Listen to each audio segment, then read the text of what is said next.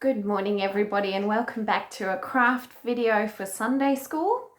This week our Bible passage comes from John chapter 14 verse 6, and the verse is a very well known verse. Most of you should recognize it, and it is, "I am the way, the truth and the life.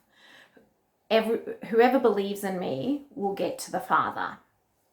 So today for our craft activity, because I know so many of you who come to our regular Sunday school at church when it's open so enjoy doing mazes, I thought today was the perfect day to make your own maze. And the beautiful thing about this is that you can do as many as you like, and you can try and get other people in your family to participate. And there may be some really creative way of even connecting with other people whilst in isolation doing this activity. So I'm making it very simple, and we'll all just have a really good go. All right, so let's look at what we need. Not very much today at all. We need a pencil, a pen, but that's for later, and an eraser. And just to show you how much I think that we can just make this really simple, I've even used some scrap paper from Finn's Learning, because we're obviously having to print a lot. All right, so to start your maze, you can choose an outside line if you want to. You can make it super neat. You can, use a ruler if you want. I saw a really cool one where they used a bowl and they drew a circle. So you can choose your outline shape, or you can choose not to have an outline shape at all and just see where it goes. So basically you start with a pencil line and you choose your pathway. So I'm choosing to have quite a squiggly one, and I'm literally just drawing round and round, doing lots of things to see how we might go, and I might really loop it.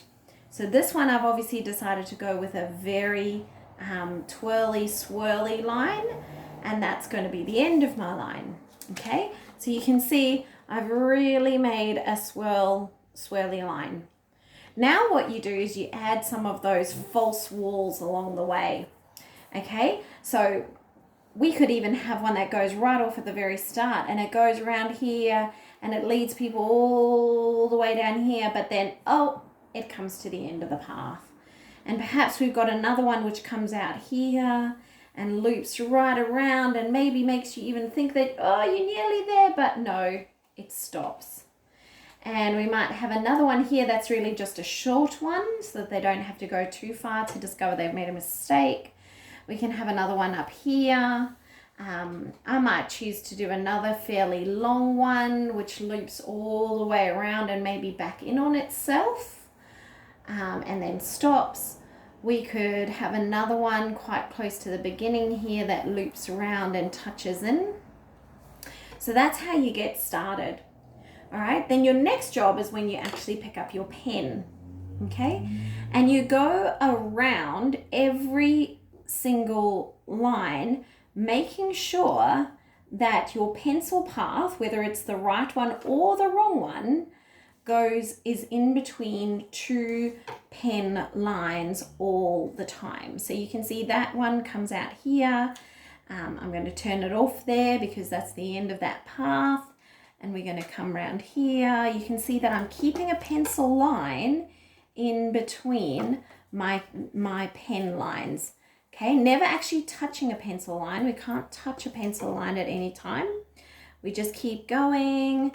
Now, this is going to take me a while, so I'm actually going to pause the video for a minute and get some more of it done, because you can imagine if you do this really well, that actually it would take quite a long time to get all of it done in one hit. So I'll be back when I've done more. Okay, I've done a whole bunch more of my drawing around the outside of the lines, but I just wanted to bring you back in for the last few that I was going to do. Firstly, I finished off a pathway line here, which wasn't the actual pathway line. So instead of letting it come out at the end there, which could lead to people thinking that's the end, we have to draw a little line there to say that that's not actually the exit mark that we were looking for. Okay, because we might not actually have a path that leads there. But down here where it is actually my exit point, I've left the pen markings open. The other place that I wanted to show you is in here, we created a path that went all the way around here and then backtracked onto itself.